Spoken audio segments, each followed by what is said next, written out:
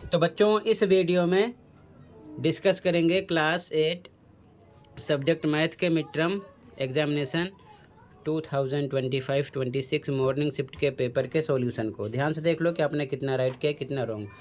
अभी तक जितने पेपर में दोनों शिफ्ट के मॉर्निंग इवनिंग के ऑल सब्जेक्ट ऑप्शनल आंसर की अपलोड है। कमेंट में लिंक मिलेगी, देख लेना, एनुअल के लिए प्रैक्टिस कर लेना। ठीक है, सीधा क्वेश्चन पे आ जाओ। फर्स्ट का फर्स्ट दिए गए पाई चार्ट के अनुसार सबसे लोकप्रिय रंग है। ठीक है, ध्यान से देखो, मोस्ट पॉपुलर कलर। तो देखो इसमें सबसे बड़ा एंगल इसका है, ठीक है, ग्रीन का, बाकी सब छोटे हैं तो ग्रीन आएगा, डी। ठीक है, हरा। अगला, प्रथम 8 विषम प्राकृत संख्याओं का योग। तो प्रथम 8 है ना, तो n का स्क्वायर कर दो। ठीक है, विषम संख्याएं 8 हैं, 8 का स्क्वायर कर दो, 8 गुणे 8 कितना आएगा, 64। या फिर विषम संख्याएं 1 प्लस अगली संख्या 3 प्लस 5 प्लस 7 प्लस 9, इसी प्रकार आप 8 लाइन से लिख के जोड़ो तब भी 64 ही आएगा। तो ऐसे कर लो। ठीक है,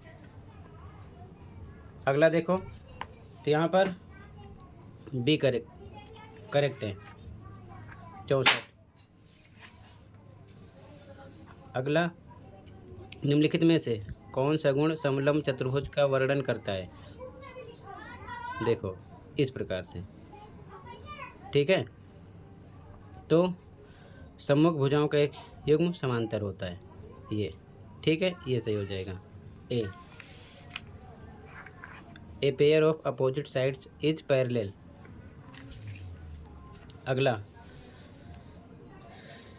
निम्नलिखित में से क्या एक पूर्ण घन है।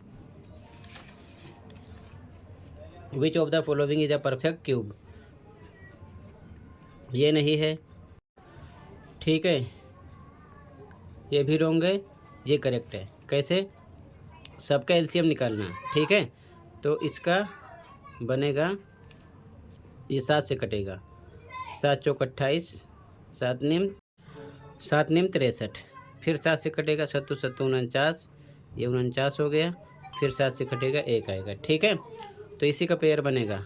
ठीक है, तो इसको हम लिख सकते हैं, इसका क्यूब रूट 7 है।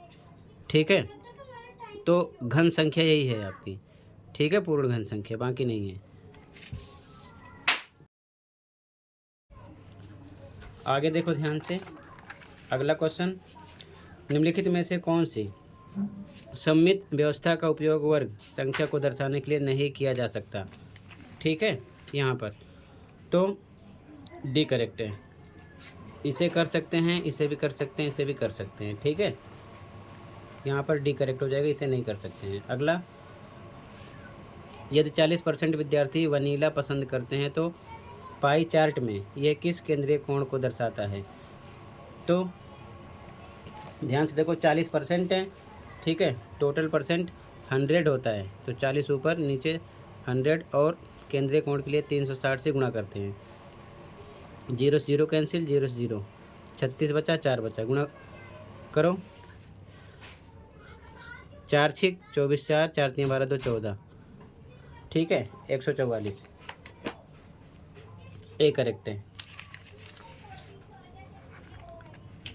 अगला, यहाँ पर क्यूब रूट निकालना है, तो 0 कितने हैं, 2 4 6, 100 का हो जाएगा। ठीक है, इस प्रकार से, और क्यूब रूट में 3 के पेयर से एक निकलेगा तो 100 आ जाएगा ये।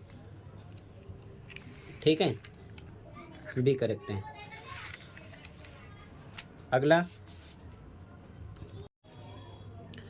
अगला है ए गुणे बी प्लस सी बराबर, ए का बी से हुआ, ब्रैकेट हटाएंगे, प्लस ए का सी से किया गया है। क्या जो दर्शा रहा है, गुण कौन सा है यहाँ पर, तो वितर्कता है। ठीक है, यहाँ पर चैप्टर 1 असेसमेंट का क्वेश्चन है। अगला, निम्न में से कौन एक चर में रैखिक समीकरण है, यानी ये तो एक्स हो या तो वाई हो। ठीक है, तो ये है। कैसे इसको सोल्व करोगे, तो देखो ध्यान से, 10y + 5 = 25 - 15y। y इधर आएगा प्लस का हो जाएगा बराबर 25, 5 उधर जाएगा माइनस का हो जाएगा, तो ये हो जाएगा 25y बराबर 20 के। ठीक है, तो ये एक चर में है, इधर लाओगे नंबर को इधर भी ला सकते हो, 25y माइनस 20 इक्वल टू 0 के, तो एक ही चर होना चाहिए। ठीक है, ये भी असेसमेंट का क्वेश्चन है, तो ए हो जाएगा। बाकी इसमें इक्वल नहीं है, ये नहीं है, और यहाँ पर स्क्वायर है, ये नहीं है, और ये भी नहीं है, तो आपका करेक्ट आंसर ए है। ठीक है, अगला, निम्न में से कौन एक नियमित बहुभुज नहीं है? ये भी है, ये भी है, ये भी है, ये नहीं है, ए करेक्ट है। ठीक है, which of the following is not a regular polygon, assessment का क्वेश्चन है, ये भी है, ये भी है, ये भी है। ठीक है, आगे अगला क्वेश्चन, जब एक पासा फेंका जाता है तो एक भाज्य संख्या प्राप्त होने की प्रायिकता, when a die is thrown the probability of getting a composite number is, assessment का सेम क्वेश्चन। ठीक है, जब पासा फेंकोगे टोटल आउटकम्स 1 2 3 4 5 6 आएंगे, तो इक्वल 6 हो गया। यहाँ पर भाज्य संख्या, ठीक है, यानी कि कंपोजिट नंबर, तो कंपोजिट नंबर इनमें से कौन कौन है? देखो 4 6 ये दो हैं। ठीक है, तो फेवरेबल आउटकम्स 2 है, तो प्रोबेबिलिटी क्या बनेगी 2 अपॉन टोटल 6, सॉल्व करो 2 1 जा 2 2 3 जा 6 1/3। ठीक है, बी करेक्ट है। अगला, इनके बीच की प्राकृतिक संख्या निकालना है। ठीक है, नेचुरल नंबर्स फाइंड आउट करना है। तो यहाँ 11 का स्क्वायर है, 12 का स्क्वायर है, तो क्या करो 11 + 12 कर दो, कितना आएगा 23, इसमें से -1 कर दो 22 आएगा। ठीक है, या फिर इसका स्क्वायर कर दो, इसका स्क्वायर कर दो, माइनस करो, जितना आएगा उसमें से एक और माइनस करना। ठीक है, तो आ जाएगा, तो यहाँ पर आपका 22 सी करेक्ट है। ठीक है, अगला देखो, x के लिए हल करना है इसको, तो अगला देखो ध्यान से,